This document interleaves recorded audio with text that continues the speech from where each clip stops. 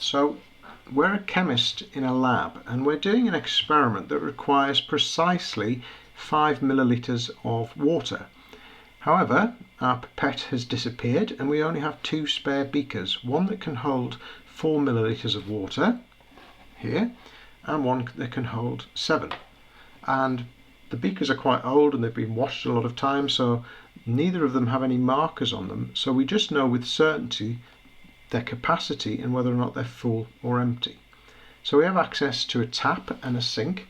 The problem is, how do we get 5 milliliters of water using only these 2 beakers, the sink and the tap? Now, this isn't a maths question, okay? We just need very basic addition and subtraction to solve the problem. So we need to start off by simplifying. So what are the key features of the problem? What do we need to keep track of? What are the basic actions or the operations that we can perform? Think about these questions, pause the movie, and then come back when you think you've got some ideas. Well, we have 2 beakers, and for simplicity let's call them A and B. So A holds 4 milliliters and B holds 7 milliliters, and we need to reach a state where one of them holds 5 milliliters. So obviously that will be B, because A can't hold more than 4 milliliters. So ideally we want to reach a point where A holds 1 and B holds 4, and then we can just combine them to give 5. So the only thing that we need to keep track of is the volume in A and B at each time step. The actions that we can perform are these. We can fill a beaker from the tap, we can empty a beaker into the sink. Remember, we can't partially empty because we don't know what the volume is precisely because there are no markings. And we can pour the contents of one beaker into another up to the capacity of the receiving beaker. Now you'll note that this means that we can essentially split a beaker's contents. We can't overfill a beaker as that will cause a spillage. So how many different operations are available to us? Well, we have 6 different operations available to us in total. We can fill A, fill B, pour A into B, pour B into A, empty A, and empty B. And that is the total set of operations. If you think about it, you can't do anything else. Fill A, fill B, pour A into B, pour B into A, empty A, or empty B. Okay, so that's 6 operations in total. And our algorithm just needs to start with A and B volumes equal to 0 and then apply a series of steps or operations taken from that set to achieve the desired result. So here's a useful notation for keeping track of things. On the left are the operations, and we keep track of the volumes in A and B over time. Now every time step we add a new operation, so the flow of the algorithm reads from the top to the bottom. So you now have everything you need to solve the problem.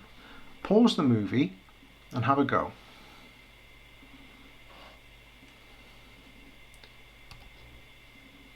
So here's one solution. We start with empty beakers, so A and B both have volume 0. We then fill A with 4 milliliters and pour that into B. So we've denoted pour A into B as A goes to B.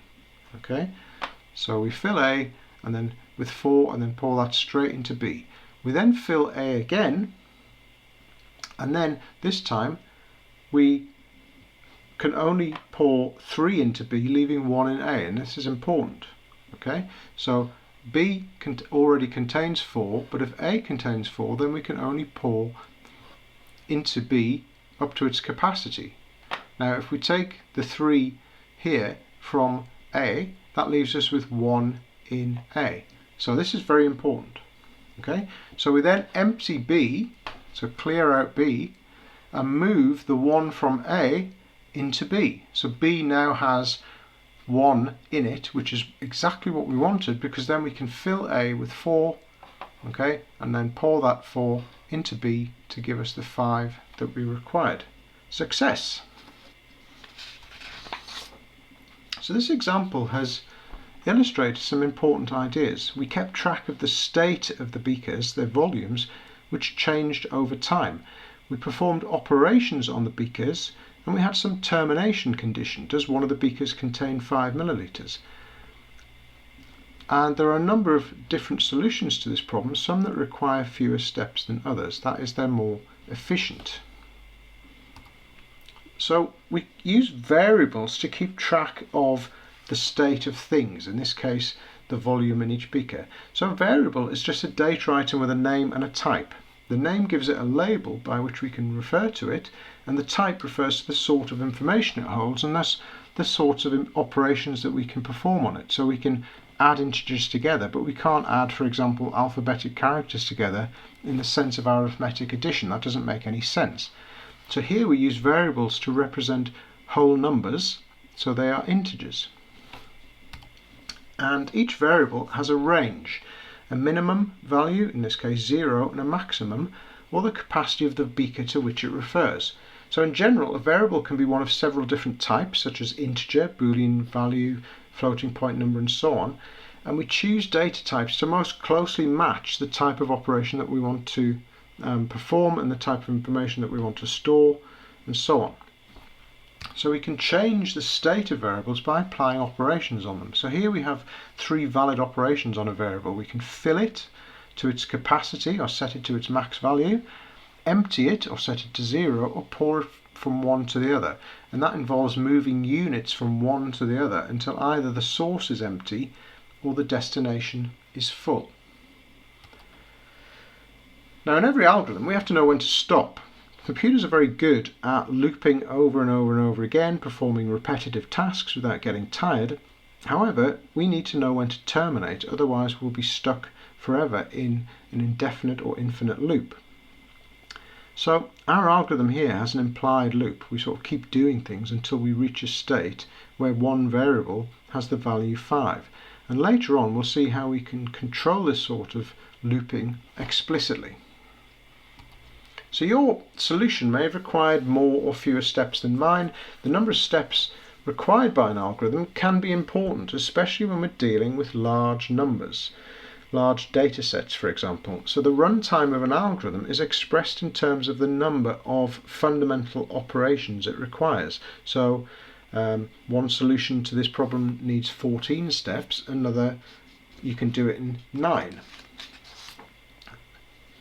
Now, that isn't actually a big difference, 9 and 14, but in general the time complexity of different algorithms is actually quite profound, as it can have quite significant real-world impact. So our clock face calculation algorithm, the 2 methods that we came up with, had very different runtimes due to a very simple analysis of the problem. And when we started running algorithms that act on millions or billions of pieces of data, then these small differences in runtime can actually quickly translate to big differences, to the extent that inefficient algorithms become practically useless for big data sets.